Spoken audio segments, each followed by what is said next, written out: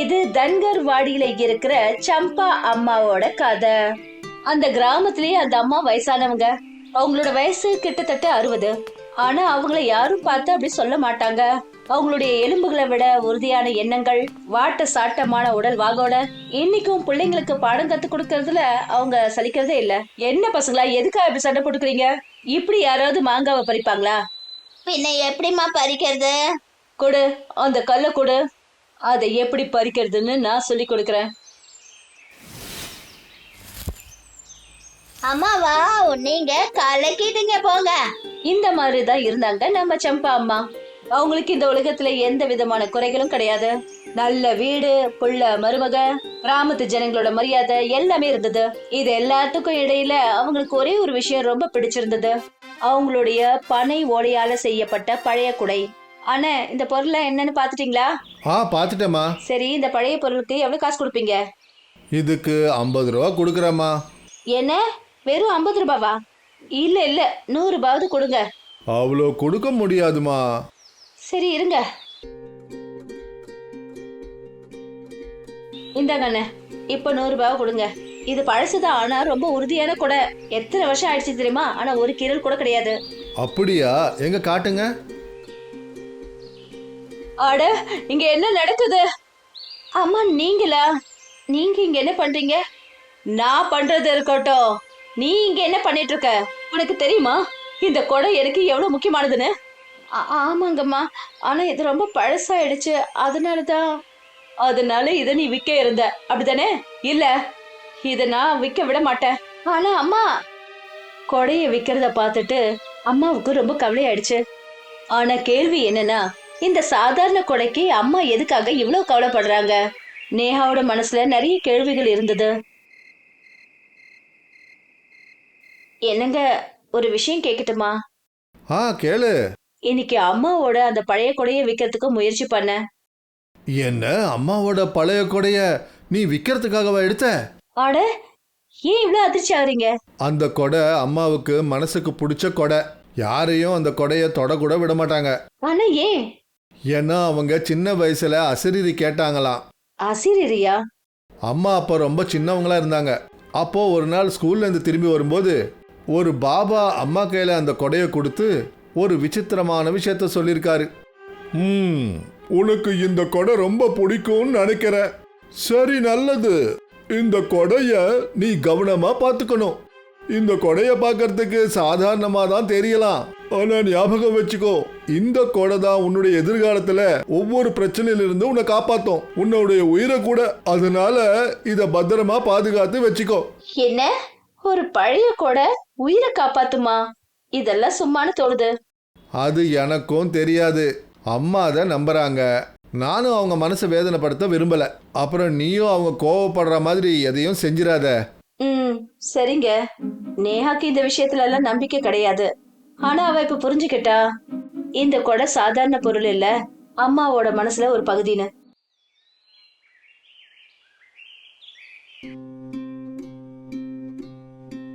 அம்மா, அட மருமகளே, வா வா, உள்ள வா. அம்மா, நான் உங்ககிட்ட மன்னிப்பு கேட்டுக்கிறேன். மன்னிப்பா? எதுக்காக? நான் உங்களோட கொடைய தொட்டுட்டேன், உங்களை கோவப்படுத்திட்டேன். ஆட, நான் அந்த விஷயத்த மறந்தே போயிட்டேன். தவறுகள் நடக்கதான் செய்யும் மருமகளே. அப்புறம் அவர்தான் என்கிட்ட சொன்னாரு, உங்களுக்கு ஏன் இந்த கொடை ரொம்ப பிடிக்கும்னு. எனக்கு இந்த எதிர்காலத்தை பத்தி சொல்றதெல்லாம் நம்பிக்கை இல்ல, ஆனா நீங்க நம்புறீங்கன்னா நான் இந்த கொடையை பத்திரமா பாதுகாப்பேன். அம்மாவோட கண்கள் கலங்கிடுச்சு. அவங்க தன்னையே பாகியசாலியான்னு நினைச்சாங்க. அவங்களுக்கு இவ்வளவு புத்திசாலியான மருமக கிடைச்சிருக்கான்னு. நல்ல மழை பெஞ்சுக்கிட்டு இருந்தது. அம்மாவுக்கு திடீர்னு ரொம்ப கவலையாயிடுச்சு. நேஹா, நேஹா, என்னாச்சுமா? ராகுல், ராகுல் எங்க போனா? இன்னும் அவர் ஆபீஸ்ல இருந்து வரல. இன்னும் வரலையா? ஐயோ கடவுளே, அவனை காப்பாத்துங்க. அம்மா கவலைப்படாதீங்க, வானிலை கொஞ்சம் மோசமா இருக்கு. தெரியல நேஹா, என் மனசுக்கு ரொம்பவே பயமா இருக்கு. நேஹா சொன்னதை கேட்டு என்னமோ அம்மா அமைதி ஆயிட்டாங்க. ஆனா ஏன்னு தெரியல, அம்மாவுக்கு மறுபடியும் பயம் ஏற்பட ஆரம்பிச்சது. அப்புறம் திடீர்னு மழை பயங்கரமா பெய்ய ஆரம்பிச்சது. அப்புறம் விடாம பேஞ்சுக்கிட்டே இருந்தது. ஐயோ, என்னது இது, இவ்வளவு மழை பெய்யுது? அது மட்டும் இல்லாம அவரும் இன்னும் ஆபீஸ்ல இருந்து வரல. இப்ப நான் என்ன பண்றது?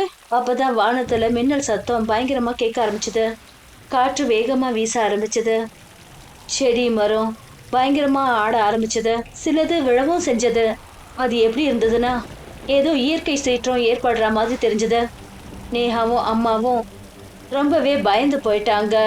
அப்புறம் ராகுலை பத்தியும் எந்த ஒரு விவரமும் தெரியல. அப்பதான் நேஹா நேஹா நேஹா பார்த்தா அம்மா பயந்து போய் தன்னோட கொடைய கையில எடுத்துக்கிட்டு நேஹாவை நோக்கி வந்துகிட்டு இருந்தாங்க. சொல்லுங்கம்மா, ராகுல் எங்க? அவனை சீக்கிரம் வீட்டுக்கு வர சொல்லு. எனக்கு எதுவும் சரியா படல. உடனே அவனை வர சொல்லு. அம்மா அம்மா நீங்க கொஞ்சம் அமைதியா இருங்க. இல்ல உனக்கு புரியல. மழை ரொம்ப வேகமா பெஞ்சுக்கிட்டு இருக்குது. ஏதோ பிரச்சனை இருக்கு. அம்மா நான் அவருக்கு கால் பண்ணி பார்த்துட்டேன். ஆனா அவருக்கு ஃபோன் போகல. என்ன? ஐயோ கடவுளே! நேஹா சொன்னதை கேட்டுட்டு அம்மா இன்னும் பயந்துட்டாங்க. அம்மாவுக்கு எதுவும் புரியல. அப்பதான் அம்மா ஜன்னலுக்கு வெளியில பார்த்தாங்க.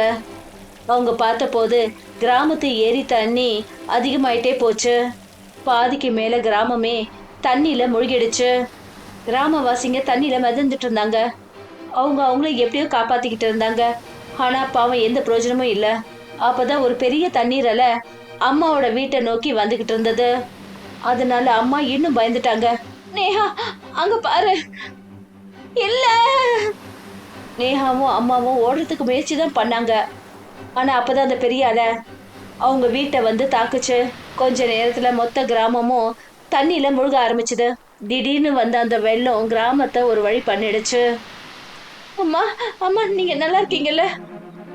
நான் நல்லா இருக்கேம்மா, நல்லா இருக்கேன். நல்ல வேலை. ஆனா அவர்தான் எங்கன்னு தெரியல. நேஹாவும் அம்மாவும் ராகுலுக்காக ரொம்ப கவலைப்பட்டுட்டு இருந்தாங்க. அப்பதான் அவங்க கவனம் ரொம்ப தூரத்துல தண்ணியில மிதந்துட்டு வர ஒரு ஆள் மேல பட்டுச்சு. அது வேற யாரும் இல்ல, ராகுல். பாவம், அவர் தன்னோட உயிரை காப்பாத்திக்கிட்டு அம்மா நேஹா கிட்ட மிதந்து வந்துட்டு இருந்தாரு. அம்மா அங்க பாருங்க, அவர் வராரு. ராகுல் கண்ணா, ராகுல். அம்மா அம்மா கண்ணா வாப்பா வா. ராகுல் எப்படியோ நீந்தி அம்மா நேஹா கிட்ட வந்து சேர்ந்தான்.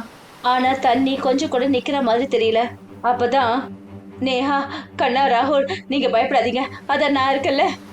தண்ணியில இருந்து அம்மா தன்னோட கைய உயர்த்தின உடனே அவங்க கையில இருக்கிற கொடைனால ஒரு பெரிய அற்புதம் நடந்தது. அந்த கொடைய விரிச்சதும் அது தானாவே ரொம்ப பெருசா மாறிடுச்சு. அது எவ்வளவு பெருசுன்னா கிராமத்து ஜனங்க எல்லாரும் ஒருத்தர் ஒருத்தரா அது மேல ஏறிக்கிட்டாங்க. மெதுவா மெதுவா எல்லாரும் கொஞ்சம் மெதுவா ஏறுங்க, பயப்படாதீங்க. அம்மா அம்மா உங்களுக்கு ஒண்ணும் இல்லையே? எனக்கு ஒண்ணும் இல்லப்பா. இப்ப எல்லாரும் நல்லா இருக்காங்க. கடைசியில நல்லது நடக்குதுன்னா எல்லாமே நல்லதுதான். அந்த மாய கொடைனால கிராமத்துல இருக்கிறவங்க எல்லாம் தப்பிச்சாங்க. பாத்தியா, நான் சொன்னேன்ல, கடைசியில அம்மாவோட கொடை தான் பயன்பட்டுச்சு. இதுதான் விஷயம். தன்கர்வாடியோட அம்மா அப்புறம் அவங்களுடைய பனை ஓலை கொடையோட கதை. இந்த கதை பீகார்ல இருக்கிற கமல்பூர் கிராமத்தை சேர்ந்தது. பக்தி அப்புறம் பண்பாடு நிறைஞ்ச இந்த கிராமத்துல அசைவத்தை சாப்பிடக்கூடாதுன்னு கட்டுப்பாடு இருந்தது. சொல்ல போனா 2 வருஷத்துக்கு முன்னாடி இந்த கிராமத்துல ஒரு பெரிய சம்பவம் நடந்தது. கிராமத்துல இருக்கிற கிஷன் அவரு சொந்தமா ஒரு உணவு கடை வச்சிருந்தாரு. அங்க ஆம்லெட்டை சாப்பிட்டு திடீர்னு 50க்கும் மேற்பட்ட ஆளுங்க உடம்பு சரியில்லாம போயிட்டாங்க. அவங்களுடைய நிலைமை அந்த அளவுக்கு மோசமா இருந்தது. 6-7 மாசம் வரைக்கும் அவங்களுக்கு வைத்தியம் நடந்துகிட்டு இருந்தது. ஆனா அந்த கடவுளோட ஆசீர்வாதத்தால அப்புறமா எல்லாமே சரியாயிடுச்சு. அப்புறம் அன்னையில இருந்து கமல்பூர் கிராமத்துல முட்டைகளே கிடையாது. அசைவம் சாப்பிடக்கூடாதுன்னு முழுமையான கட்டுப்பாடுகளை விதிச்சாங்க. இந்த உலகத்துல என்னதான் நடக்குது, என்ன நடக்குதுன்னு என்ன சொல்றது? இப்பதான் மொபைல்ல ஒரு ரெசிபியை பார்த்தேன். Chicken kebab. அட, சிக்கன் கபாபா? இதெல்லாம் சாப்பிடுற விஷயமா? பார்க்கும்போதே மனசெல்லாம் கெட்டு போச்சு. என்னங்க ஆச்சு? நீங்க எதுக்காக உங்க கோவத்தை அது மேல காட்டுறீங்க? சரி வாங்க, ஒரு வேலை பண்ணுங்க. மொபைலை என்கிட்ட கொடுங்க, நான் கொண்டு போய் வச்சிடுறேன். இந்த மாதிரி தான் இருந்தது கமல்பூர் கிராமத்தை சேர்ந்த மக்களோட பழக்கம். ஆனா சொல்லுவாங்கல்ல, மாற்றங்கள் மட்டுமே வாழ்க்கையில நிச்சயமான மாறுதலை உருவாக்கும். அதனால இப்போ கமல்பூர் மாறுறதுக்கான நேரம் வந்துடுச்சு. அப்புறம் இதுக்கான ஆரம்பம் கிராமத்துக்கு வந்திருந்த ஒரு புது உறுப்பினர்னால. அவர் ஒரு விஞ்ஞானி. ரொம்ப நல்லா சுத்தம் பண்ணியிருக்கிறாராமோ. ரொம்ப நன்றிங்க ஐயா. சரி, போய் சீக்கிரமா கடையில இருந்து எனக்கு ஒரு 4 முட்டை வாங்கிட்டு வா. அப்புறம் எனக்கு ஒரு சூப்பரான ஆம்லெட் போட்டு கொடு. ஏன்னா நான் போய் முட்டை வாங்கிட்டு வரணுமா, அப்புறம் உங்களுக்கு ஆம்லெட் போடணுமா? ஆமாம்பா, கண்டிப்பா. இதுல அதிர்ச்சியாகிற விஷயம் என்ன இருக்கு? அதாவது விஷயம் என்னன்னா, இந்த கிராமத்துல அசைவம் சாப்பிடக்கூடாதுன்னு கட்டுப்பாடு இருக்கு. என்ன? ஏன் ஐயா? விஷயம் என்னன்னா, அதாவது 2 வருஷத்துக்கு முன்னாடி எங்க கிராமத்துல சாப்பாட்டு கடையில ஆம்லெட் செஞ்சாங்க. அது பெரிய பிரச்சனை ஆயிடுச்சு. அந்த ஆம்லெட் சாப்பிட்டதுனால கிட்டத்தட்ட கிராமத்துல 50 பேருக்கு உடம்பு சரியில்லாம போயிடுச்சு. 6 மாசம் வரைக்கும் அவங்களுக்கு வைத்தியம் நடந்தது. என்ன 6 மாசமா? நீ என்ன பொய் சொல்றியா? இல்ல விஞ்ஞானி ஐயா, நான் ஒன்றும் பொய் சொல்லல, உண்மையை தான் சொல்றேன். அந்த முட்டைகள்ல என்ன இருந்ததுன்னு தெரியல. கிராமத்துல இருக்கிறவங்களுக்கு எல்லாருக்குமே உடம்பு சரியில்லாம போயிடுச்சு. என்னன்னு கேட்காதீங்க. அன்னிலிருந்து இந்த கமல்பூர் கிராமத்துல முட்டை சாப்பிட்றத தடை விதிச்சிருக்காங்க. அப்புறம் முட்டை மட்டும் கிடையாது, அசைவத்துக்கு தடை விதிச்சிட்டாங்க. இதெல்லாம் சும்மா பேத்தல். இப்படி எல்லாம் நடக்குமா என்ன? ஆம்லெட்ல நோய் பரவுதா? அந்த சாப்பாட்டுல தான் ஏதோ ஏடா கூட நடந்திருக்கு. ஆமா, இருக்கலாம் தான். ஆனா இந்த விஷயத்தை கிராமத்து ஜனங்களுக்கு யார் புரிய வைக்கிறது? ராமு சொன்னதை கேட்டுட்டு பிரம்மகாந்த் ரொம்ப அதிர்ச்சியானாரு. அவரு கிராமத்துல எத்தனையோ கடைகளை போய் நேரடியா பாத்துட்டு வந்தாரு. ஆனா அவருக்கு முட்டையும் கிடைக்கல, சிக்கனும் கிடைக்கல, எதுவுமே இல்ல. பாவம் பிரம்மகாந்துக்கு முட்டை சாப்பிடணுங்கிற கனவு கனவாவே ஆயிடுச்சு. ஐயோ கடவுளே, என்ன கொடுமை இது! இதெல்லாம் சாப்பாடா? மஞ்சள் தண்ணி போல ஒரு தால், சுவையே இல்லாத காய், வேக வச்ச சாதம். நான் ரொம்ப நொந்து போயிட்டேன். ஐயோ கடவுளே, நீ தான் என்னை இதுல இருந்து விடுவிக்கணும். நொந்து போயிருந்த பிரம்மகாந்த் கடவுள்கிட்ட முறையிட்டுக்கிட்டு இருந்தாரு. அப்பதான் அவருடைய பார்வை எதிர்க்க ஓடிட்டு இருந்த டிவி மேல பட்டுச்சு. அந்த டிவில ஜப்பானை சேர்ந்த ஏதோ ஒரு சயின்டிஸ்ட் அவரோட வித்தியாசமான கண்டுபிடிப்பை பத்தி சொல்லிக்கிட்டு இருந்தாங்க. அதுல அவரு ப்ளூபெர்ரி அப்புறம் சிக்கு இந்த 2 பழங்களோட குணங்களை சேர்த்து ஒரு புது பழத்தை உருவாக்கினாரு. அடேங்கப்பா, இது ரொம்ப அற்புதமான விஷயமா இருக்க. நானும் இதே மாதிரி ஒரு புதுமையானது கண்டுபிடிக்க கூடாது?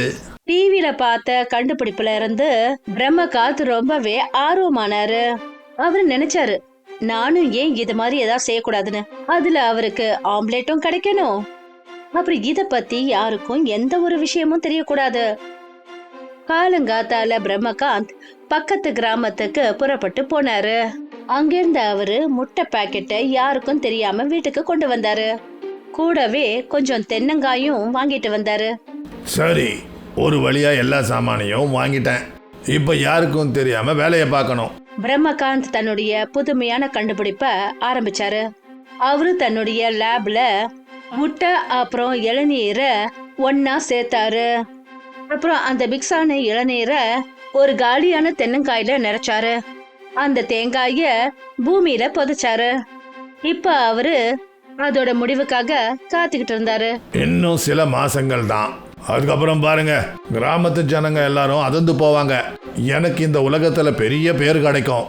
அப்புறம் இது மூலமா எல்லாரும் உடனே ஆம்லெட்டை சாப்பிடலாம். வா, ஒரு வழியா பிரம்மகாந்த் அவருடைய கண்டுபிடிப்பை நினைச்சு ரொம்பவே சந்தோஷப்பட்டு இருந்தாரு. அவருக்கு ஏதோ ஒரு வகையில நம்பிக்கை இருந்தது. அவருடைய இந்த புது கண்டுபிடிப்பு நிச்சயம் வெற்றி அடையும்னு. நாட்கள் கடந்துகிட்டே போச்சு. என்ன மரமும் வளர்ந்துகிட்டே போச்சு. அப்புறம் கூடவே பிரம்மகாந்தோட நம்பிக்கையும். கிராமத்துல மெல்ல மெல்ல முணுமுணுக்கிறது, அப்புறம் வதந்திகளும் பரவ ஆரம்பிச்சது. என்ன ராமு, எப்படி இருக்க?